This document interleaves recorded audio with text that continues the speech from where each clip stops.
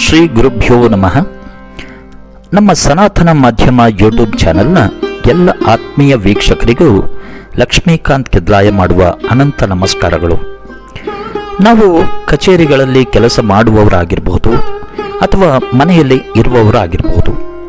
ನಾನೆಲ್ಲಿ ಇರದಿದ್ರೆ ಎನ್ನುವ ಆಲೋಚನೆ ಎಲ್ಲರ ಮನಸ್ಸಿನಲ್ಲಿಯೂ ಒಂದು ಸಲವಾದರೂ ಬಂದೇ ಬರ್ತದೆ ಅಲ್ವೇ?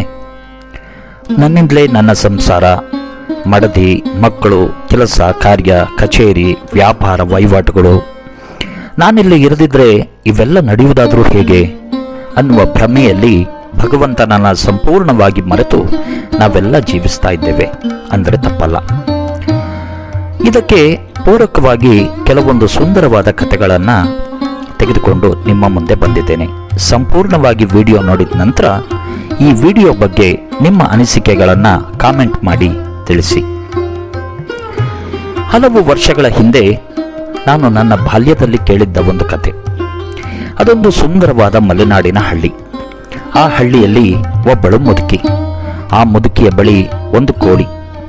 ಆ ಕೋಳಿ ಮುಂಜಾನೆ ಸೂರ್ಯೋದಯಕ್ಕೆ ಮುಂಚಿತವಾಗಿ ಎಲ್ಲರಿಗಿಂತ ಮೊದಲು ಎದ್ದು ಕೂಗ್ತಾ ಇತ್ತು. ಆಗ ಆ ಹಳ್ಳಿಯ ಜನ ಎದ್ದು ತಮ್ಮ ತಮ್ಮ ಕೆಲಸಕ್ಕೆ ಹೋಗ್ತಾ ಇದ್ರು, ತಮ್ಮ ತಮ್ಮ ಕೆಲಸದಲ್ಲಿ ತೊಡಗಿಸಿಕೊಳ್ತಾ ಇದ್ರು. ನಿತ್ಯ ಇದೇ ರೀತಿ ನಡೀತಾ ಇತ್ತು. ಒಂದು ದಿನ ಆ ಅಜ್ಜಿಗೆ, ದಿನನಿತ್ಯ ನನ್ನ ಕೋಳಿ ಕೂಗುವ ಕಾರಣವೇ ಈ ಹಳ್ಳಿಯ ಜನಕ್ಕೆ ಬೆಳಕಾಗುವುದು. ನಾನಿಲ್ಲಿ ಇರದಿದ್ರೆ, ನನ್ನ ಕೋಳಿ ಕೂಗದಿದ್ರೆ ಈ ಹಳ್ಳಿಯ ಜನಕ್ಕೆ ಬೆಳಕೇ ಆಗುವುದಿಲ್ಲ. ಆಗ ಎಲ್ಲರೂ ನನ್ನ ಕಾಲಬುಡಕ್ಕೆ ಬಂದು ಬೇಡಿಕೊಳ್ಳುತ್ತಾರೆ ಎಂದು ಅನಿಸಲಿಕ್ಕೆ ಶುರುವಾಯಿತು. ಹಾಗೆಂದುಕೊಂಡು ರಾತ್ರಿಯೇ ಆ ಕೋಳಿಯನ್ನು ತೆಗೆದುಕೊಂಡು ಊರ ಹೊರಗಿರುವ ಒಂದು ಗುಡಿಯಲ್ಲಿ ಹೋಗಿ ಕುಳಿತು ಬಿಡ್ತಾಳೆ. ಮರುದಿನ ಎಂದಿನಂತೆ ಬೆಳಕಾಗ್ತದೆ. ಜನರೆಲ್ಲ ಎದ್ದು ಅವರವರ ಕೆಲಸಕ್ಕೆ ಹೊರಡ್ತಾರೆ. ಅವರವರ ಕೆಲಸದಲ್ಲಿ ಮಗ್ನರಾಗ್ತಾರೆ. ಯಾರೂ ಸಹ ಮುದುಕಿಯ ಕೋಳಿಯ ಕೂಗಿಗೆ ಕಾಯುತ್ತಾ ಕುಳಿತುಕೊಳ್ಳುವುದಿಲ್ಲ. ಬಹಳಷ್ಟು ಹೊತ್ತು ಕಳೆದ ಮೇಲೆ ನಿಧಾನವಾಗಿ ಮುದುಕಿ ಊರಿನ ಒಳಗೆ ಬರ್ತಾಳೆ. ಜನರೆಲ್ಲ ಎಂದಿನಂತೆ ಅವರವರ ಕೆಲಸದಲ್ಲಿ ಮಗ್ನರಾಗಿರುವುದನ್ನು ನೋಡಿ ಅವಮಾನದಿಂದ ತನ್ನ ಮನಸ್ಸಿನಲ್ಲಿಯೇ, ನಾನಿಲ್ಲಿ ಇರದಿದ್ರೆ ನನಗಾಗಿ ಯಾರೂ ಕಾಯುತ್ತಾ ಕುಳಿತುಕೊಳ್ಳುವುದಿಲ್ಲ, ನನ್ನ ಕೆಲಸ ಬೇರೆಯವರು ಮಾಡಿಕೊಂಡು ಹೋಗ್ತಾರೆ ಎಂದು ಅರ್ಥ ಮಾಡಿಕೊಳ್ತಾಳೆ. ಈ ಕಥೆಯ ಸಾರಾಂಶ ಇಷ್ಟೇ. ಈ ಪ್ರಪಂಚ ನಡೆಯುತ್ತಿರುವುದು ನಮ್ಮಿಂದಾಗಿ ಅಲ್ಲ. ಏಕೆಂದರೆ ನಾವು ಈ ಪ್ರಪಂಚದ ಒಂದು ಸೂಕ್ಷ್ಮಾತಿ ಸೂಕ್ಷ್ಮ ಭಾಗವಷ್ಟೇ ಎನ್ನುವಂಥದ್ದು.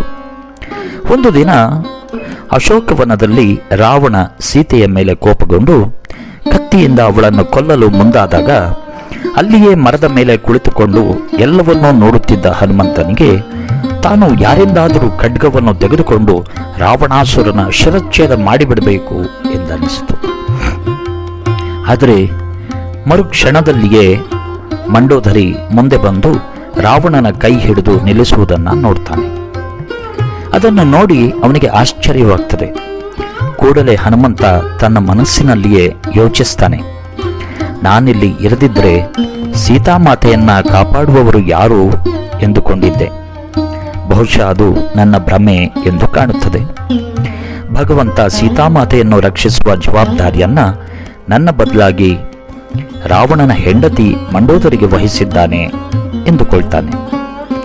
ಆಗ ಹನುಮಂತನಿಗೆ ಅರ್ಥವಾಗ್ತದೆ, ಯಾರಿಂದ ಯಾವ ಕೆಲಸ ಆಗಬೇಕೋ ಅವರ ಮೂಲಕ ಆ ಭಗವಂತ ಮಾಡುತ್ತಾನೆ ಎನ್ನುವಂಥದ್ದು. ಸ್ವಲ್ಪ ಸಮಯದ ನಂತರ ತ್ರಿಜಟ ಹನುಮಂತನಿಗೆ, ನೀನು ಲಂಕೆಗೆ ಬಂದು ಲಂಕೆಯನ್ನು ಸುಡುವ ಕನಸನ್ನು ಕಂಡೆ ಎಂದು ಹನುಮಂತನಿಗೆ ಹೇಳ್ತಾಳೆ. ಆದರೆ ಇದನ್ನು ಕೇಳಿ ಹನುಮಂತನಿಗೆ ಬಹಳ ಆಶ್ಚರ್ಯವಾಗ್ತದೆ. ಯಾಕೆಂದರೆ ಭಗವಂತನು ಸೀತೆಯನ್ನು ನೋಡಿ ಬರಲು ಮಾತ್ರ ಹೇಳಿ ಕಳುಹಿಸಿದ್ದ. ಅದನ್ನು ಬಿಟ್ಟು ಲಂಕೆಯನ್ನು ಸುಡಲು ಹೇಳಿರಲಿಲ್ಲ. ಲಂಕೆಯನ್ನು ಸುಡಲು ತನ್ನಿಂದ ಹೇಗೆ ಸಾಧ್ಯ ಎಂದು ಯೋಚಿಸಿದ. ಆದರೆ ಇದನ್ನು ತನ್ನ ಕನಸಿನಲ್ಲಿ ಕಂಡೆ ಎಂದು ತ್ರಿಜಟ ಹೇಳುತ್ತಿದ್ದಾಳೆ. ಧರ್ಮ ಮೀಮಾಂಸೆಗೆ ಬಿದ್ದ ಹನುಮಂತ ಈಗ ಏನು ಮಾಡುವುದು?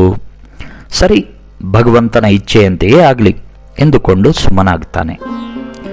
ಕೆಲವೇ ಕ್ಷಣಗಳಲ್ಲಿ ರಾವಣನ ಸೈನಿಕರು ಹನುಮಂತನನ್ನು ಕೊಲ್ಲಲು ಓಡೋಡಿ ಬಂದಾಗ ಹನುಮಂತ ಏನೂ ಮಾಡದೆ ಸುಮ್ಮನೆ ನಿಂತು ನೋಡುತ್ತಿರ್ತಾನೆ. ಆದರೆ ಆ ವೇಳೆಗೆ ವಿಭೀಷಣನು ಬಂದು ಆ ಸೈನಿಕರಿಗೆ ದೂತನನ್ನು ಕೊಲ್ಲುವುದು ಸರಿಯಲ್ಲ, ಇವನನ್ನು ರಾವಣನ ಆಸ್ಥಾನಕ್ಕೆ ಎಳೆದು ತನ್ನಿ ಎಂದು ಹೇಳುತ್ತಾನೆ. ಆಗ ಹನುಮಂತನಿಗೆ ಭಗವಂತ ತನ್ನನ್ನು ರಕ್ಷಿಸುವ ಜವಾಬ್ದಾರಿಯನ್ನ ವಿಭೀಷಣನಿಗೆ ವಹಿಸಿದ್ದಾನೆ ಎಂಬ ಅರಿವಾಗ್ತದೆ.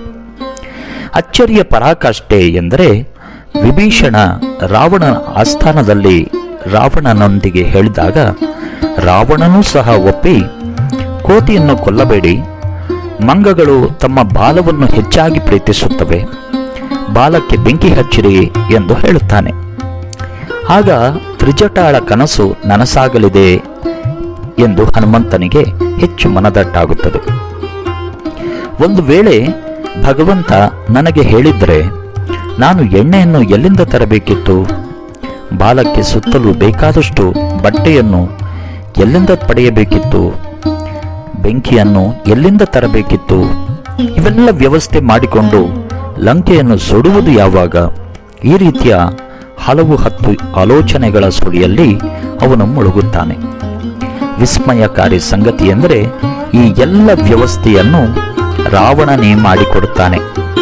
ರಾವಣನೊಂದಿಗೂ ಸಹ ತನ್ನ ಕೆಲಸ ಮಾಡಿಸಬಲ್ಲ ಅವನ ಒಡೆಯ ರಾಮನು ಲಂಕೆಯನ್ನು ನೋಡಿ ಬಾ ಎಂದಷ್ಟೇ ಅಪ್ಪಣೆಯನ್ನು ಕೊಟ್ಟದ್ದು ಆಶ್ಚರ್ಯವೇ ಸರಿ ಅಲ್ವೇ? ಅದಕ್ಕಾಗಿಯೇ ನಾವು ಒಂದು ವಿಷಯವನ್ನ ನೆನಪಿಟ್ಟುಕೊಳ್ಬೇಕು. ಜಗತ್ತಿನಲ್ಲಿ ನಡೆಯುವ ಎಲ್ಲ ಕೆಲಸ ಕಾರ್ಯಗಳು ದೇವರ ಆದೇಶದ ಪ್ರಕಾರ ಅವನ ಆಣತಿಯಂತೆಯೇ ನಡೆಯುತ್ತದೆ. ನಾವೆಲ್ಲರೂ ಅದಕ್ಕೆ ತಕ್ಕಂತೆ ಹೆಜ್ಜೆ ಹಾಕುತ್ತೇವೆ ಅಷ್ಟೇ.